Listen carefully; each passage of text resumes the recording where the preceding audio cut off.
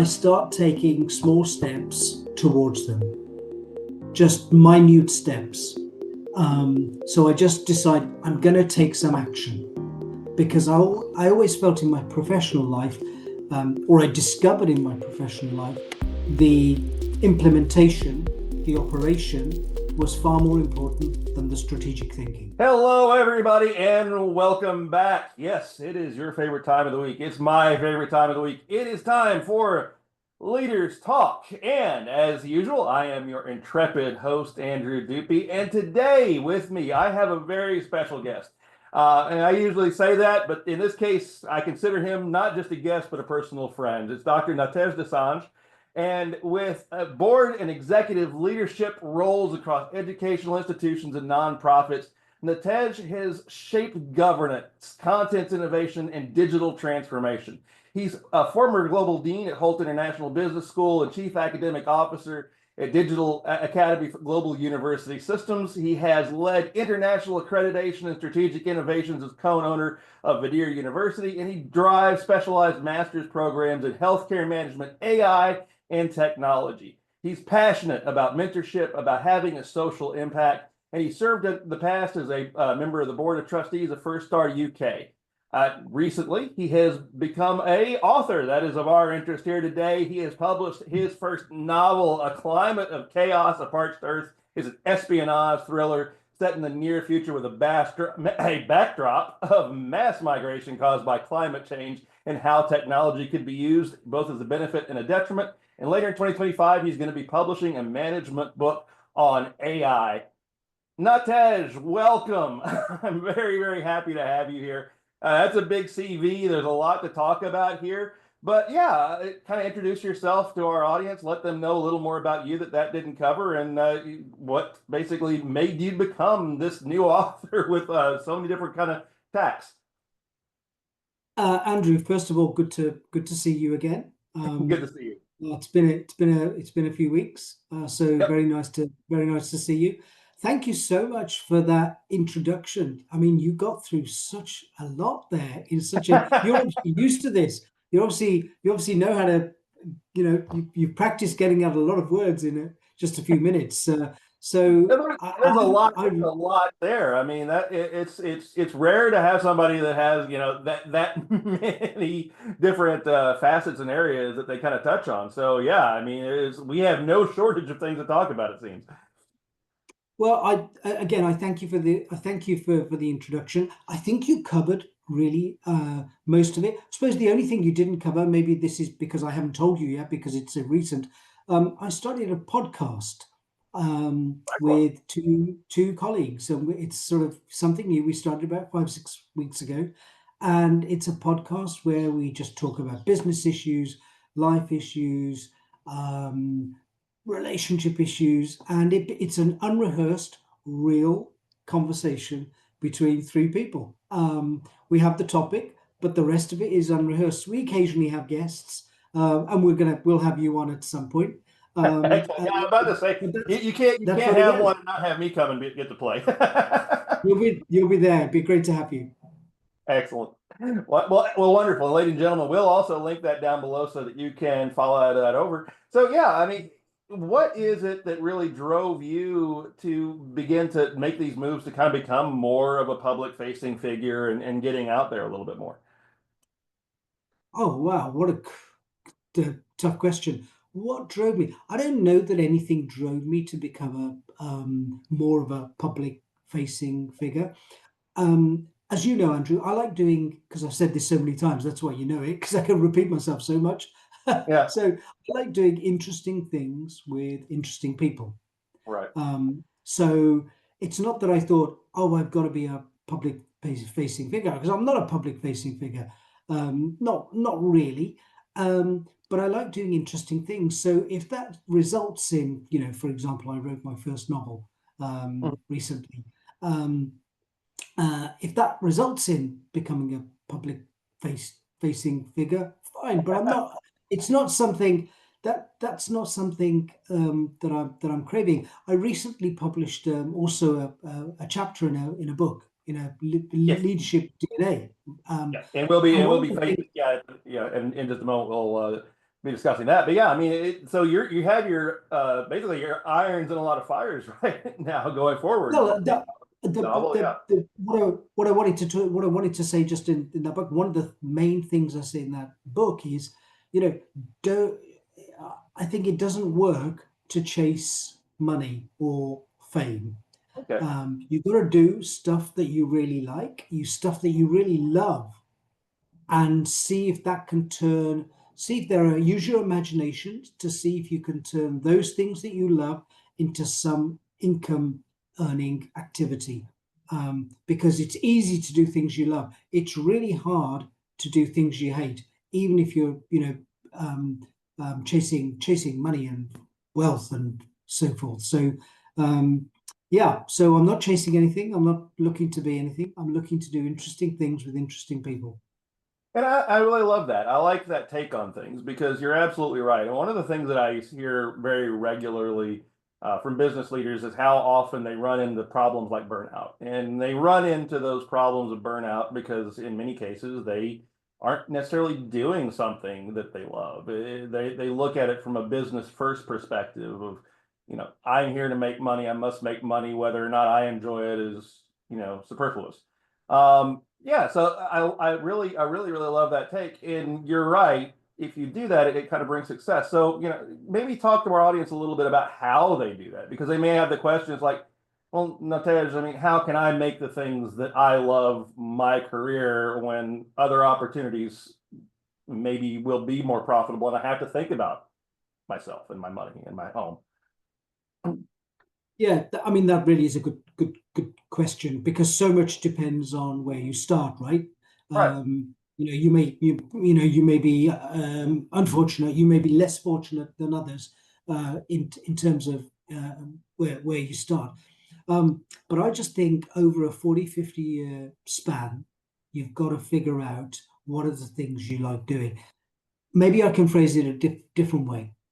Okay. Either if you're presented with these dichotomies, if you're presented with a sort of, well, I can do this and make a living, or I can do this and it doesn't make a living, but I love it, then I think I think you would have the following choices.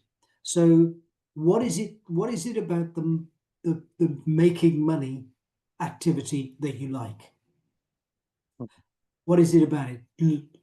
Figure out the things you like doing, and Yeah. focus on those things in the money making activity that you're doing.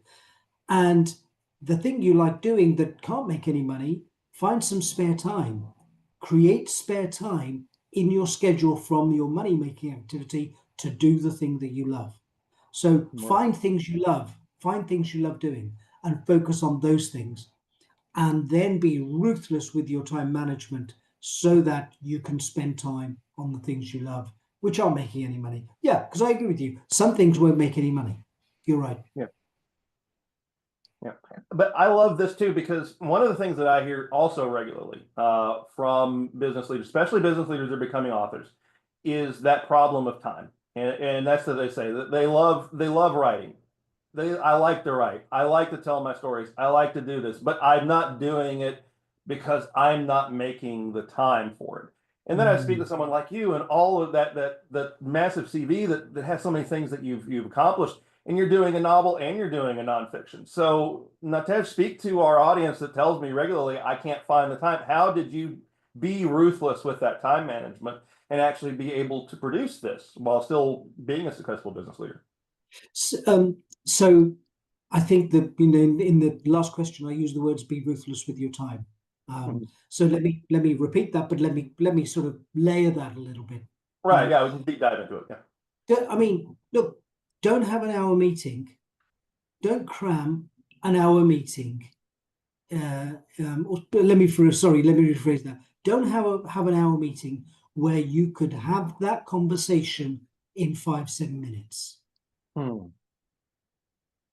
Which meetings or things that you're exploring really were a waste of your time? Which activities are you doing? Which have you done an audit on your operational management and personal activities? what are and when you're doing that, when you're listing those things down, what is it that you don't really need to do? I guarantee in your time, my time, everybody's time, and I'm pretty ruthless with my time. Yeah. I guarantee there is space. Guaranteed there is space. Absolutely guarantee it. Yeah, and that's just it. You're right. People are able to find the time. I mean, it's all about being able to seek out the opportunity and know that you really want to do something. You'll make the time for it. So you begin like, yeah, we mentioned leadership DNA. So now we kind of want to dive into that a little bit. So you begin with an anthology, and you begin by writing an anthology, a chapter. So you're starting out small. And then I know that you're also branching into a novel, and then your full nonfiction book. So was that kind of your strategy of how you wanted to become a writer? Was beginning with kind of the smaller pieces, the interesting pieces, and then kind of moving along? So I don't. I think, Andrew, I didn't have a strategy. I Really? didn't have Okay. a strategy. I started making time to write. Um, One of the strategies I adopt is, which was hard for me. I switched off the phone. I switched off the phone. What a simple strategy, because 90% of my distractions came from my phone. Yeah. So I just put it on silent. Where did I get the idea from?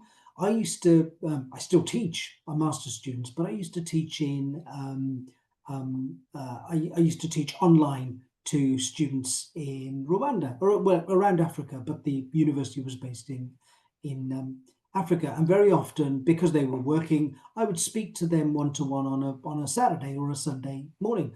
And of course, then I would have to switch off the phone for Mhm. 3, 4, 5 hours. And I just thought, wow, I've just spent 6 hours being off the phone. This is going back some years. Um, I could have done something in those. I could have done something if I wasn't teaching or speak coaching students one to one on that Saturday and Sunday. I could do. I could have been doing something. I could have been doing something. So I got the idea. The distraction is the phone, the bliss, Yeah. the and then there's a whole host of self-limiting beliefs, right? I Yeah. can't. Of course you can. Of course you can. You know, it's it's not just me who can do it. Everybody can do it. If you motivate to do it, you can do it, because you'll write something. If it's not that good, you'll get some feedback. You'll get some Right. coaching that it wasn't that good. I got a lot of feedback and a lot of coaching that it wasn't that good. So I I benefited from um, feedback and consulting, saying, well, you could have done this. It was politely put. You could have done this. You could have thought about this. You could have thought about, you're giving too much. You're giving the answer away. Let the reader evolve.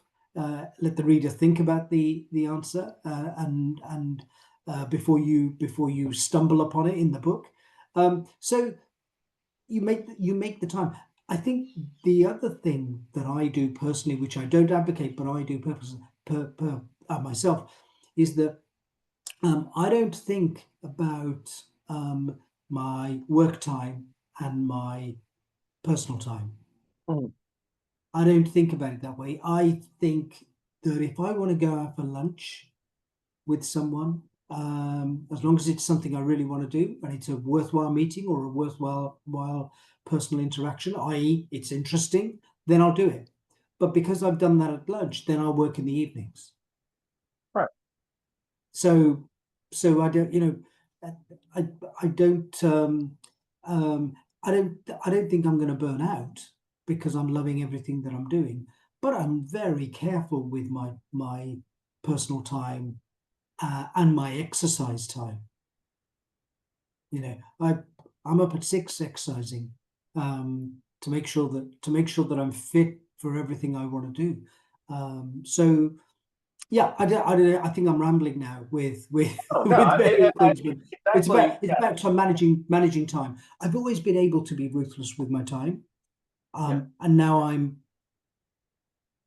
ruthless but more nuanced. So what comes first? It's not the writing, it's not the work, it's my fitness and health. and I like it. I don't think it's really rambling because we're seeing from a position of if you do that, if you keep yourself healthy mentally and physically, then you're going to automatically realize that you've got more things going. I have in the past suffered from depression. I know that when you have those kind of instances, when those kind of things kind of take you over, you begin to realize you don't, or begin to think that you don't have time. You begin to actually compartmentalize your days to the point where you don't think that you have a few minutes here, a few Mhm. minutes there. But yeah, if you continue to Mhm. prioritize health, it becomes really, really important. And as an author coach, what you've done is kind of what I suggest that people do. And I asked that question, did you have a strategy? I kind of knew the answer already, but I wanted to walk you into that because if you like what you're doing and you actually devote yourself to doing what you like, you don't necessarily have to have a strategy, and you can approach it from there. And that's kind of why I'm curious about the novel. Is that what makes the novel something that was important to you to put out? It was important. I started a long time ago. I started in 2008 or nine, Okay, that's a and long. then I worked on it for a few months, and then I just became just incredibly busy at work, Hmm. too busy. And but I decided to prioritize that over the novel because I was learning a lot. I was loving what I was doing, um, and I was writing. I was writing my doctorate as well, so I was writing and I was working, and I was loving both of those things that I wanted to do. But I did always want to come back to it. So obviously, 10 years later, 12 years later, when I came back to it, the landscape had changed. It was set, the novel was set 10, 12 years into the future, but it was already the future. It was 2020, 2022. So I had to rejig it. I had to That's the rejig Gene it. Roddenberry rule that from Star Trek originally in the original run of Star Trek. One of the rules Gene Roddenberry said no dates. We don't want to. They eventually put him on there, but his original Yeah, rule was no dates. We don't want to hamstring interesting, us. interesting. Well, that's good feedback because next time I won't use dates because I had to rerun the dates and rework out the schedules and so forth, and then add more sci-fi into it. So more technology, not sci-fi. Um, so I don't know if I answered your question, but no, I personally don't have a strategy. What I do, well, I'm going to say, you tell me if what I'm about to describe is a strategy or not. Yeah. All So I right. Yeah. have things that I want to achieve, and then I start taking small steps towards them, just minute steps. So I just decide I'm going to take some action because I always felt in my professional life, or I discovered in my professional life, the implementation, the operation was far more important than the strategic thinking. Gotcha. It was a big I implementation and a small s strategy. Have some idea about where you want to go. Maybe that's a strategy. I don't know. You tell Yeah. me. I mean, I do. Then I Yeah. I work think. towards it. I do think that is strategic. I mean, not having a strategy in that way can be a strategy. Being able to concentrate on implementation, I think, is one because I think you're correct. Some people get caught up too much in the planning phase. And you can plan to plan, and then you can plan to plan, and all of a sudden it's turtles all the way down. It's all you're doing is sitting around making strategy, doing everything. If you don't think about the implementation and you don't start actually trying it, you're not going to really go anywhere. So I feel that is maybe non-strategic strategy. Yeah, but I mean, look, there are places I want to go, but Yeah. I suppose, but that's an ambition. That's my ambition, and then my strategy is just to walk towards it, do something every day towards it, and maybe that's born out of the fact that you know, um, um, I discovered that was the way to approach things. Whereas in my early career, I didn't do that, and I didn't have the successes that I would have wanted. But I do think it's valuable, and I think it's valuable, especially the idea that you need to always be doing something towards something, and that's always been what's been successful for myself. Whenever I have wanted something, if it's a tangible thing, then I began to do the things I needed to do to achieve it. Because if you don't do them, I mean, what's going to happen if you don't do them? It'll be nothing forever. And Yeah. I think that's one of the problem people have with authorship. You know, kind of just to get back to the reason we're here, is that when someone says, "I want to write a book," 99% of the people that say that literally make that idea in their minds, "I want a book," don't do it. Only about 1% do, and that's been shown for years, and even in things like NaNoWriMo, when people are committing to writing a book in November, a very small number of the people that do it actually end up making it because they don't make that effort. It's that old adage, writers write. So what is your advice? I know, do what interests you, do what you like, do what you enjoy, but for somebody that just feels like they've got that block, that, you know, maybe they're afraid people aren't going to like what they want to read, maybe they're tied up with the idea that they don't have the skill to do it, whatever's holding them back, what would be your advice to them that kind of got you over the last humps that ever were standing in your way to actually putting pen to paper? Well, firstly, I can sympathize, Andrew, because I still don't think people are going to like what I write. I still don't think that it's, you know, that I find it hard, particularly the novel. That's what I find hard. I find the management side easier, but that's because I've trained in it for so many years, right? And if it the one piece of advice I'd give people is do some work on yourself. Do some work on yourself in terms of physical, mental fitness. Okay, and then I don't want to say meditation, but I want to say it this way. We all have self-limiting beliefs. That saying I can't write a novel or I can't write is a self-limiting belief. There's no evidence that you can't write other than, you know, you haven't written so far. But do some work on yourself to eradicate these things that all of us have, which are basically self-limiting beliefs. They don't limit anybody else. Right. You know, having that notion about yourself doesn't impact anybody else negatively other than yourself. Yeah. Do some work on yourself, have some good beliefs. Good is such a terrible word, actually. Have some positive beliefs. Right. Yeah. The positive implies progression towards the goal, moving towards something. And that's just it. And that's, I hear that so often from successful authors. I mean, I've shared before going to a writing seminar with Pat Rothfuss, the author of The Name of the Wind. And he said at 3 a.m. he was writing this first draft of the book and he hated it. He read it, says, "No one's going to read this. Everybody's going to hate it. I hate everything that I've written so far. This is going to be the most awful thing ever." And then he just shrugged and kept writing. and he just like, he got out of his own head. He quit thinking about what other people were going to think. He quit judging his own material, because if he just let himself do that, it would never get there. And so I'm glad that you had also followed that advice. You didn't even need to take my coaching class for it. So fantastic. Yeah, but I had coaching. So whether I know, yeah. Get some coaching. Yeah. Well, Nawtej, so how can our audience find out a little bit more about you? I'm on LinkedIn. They can go to my podcast. They can go to my website, which I can give you at the end of the program. They can go to the website's being built. It's not the best website in the world at the moment. They can go to Videre University website, find out what I'm doing at Videre University that I co-founded. And they can, did I mention the podcast? I think I mentioned the podcast. Yeah.